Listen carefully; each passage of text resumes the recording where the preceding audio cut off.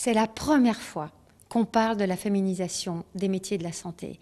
Et c'est fondamental parce que ça change la pratique, parce que ça change aussi les perspectives avec le numerus clausus, qui ne tient absolument pas compte de cette nouvelle dimension.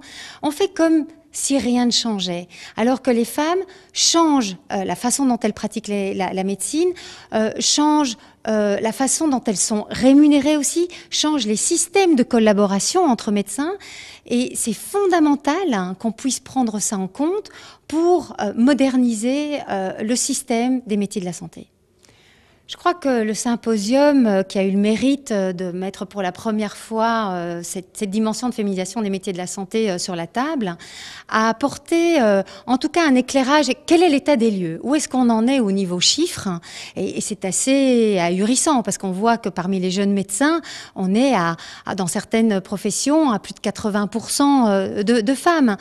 Donc où est-ce qu'on en est au niveau statistique? Où est-ce qu'on en est au niveau de la pratique, la qualité? Est-ce que la qualité est différente?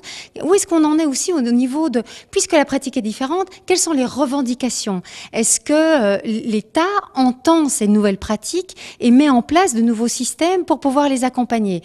Finalement, on a vu que la réponse était négative. Donc il y a beaucoup de choses. Je pense que c'est vraiment le point, aujourd'hui, c'est le point de départ d'une prise en compte de la féminisation des métiers et donc d'une nouvelle façon d'être médecin, d'une nouvelle façon d'être soignant.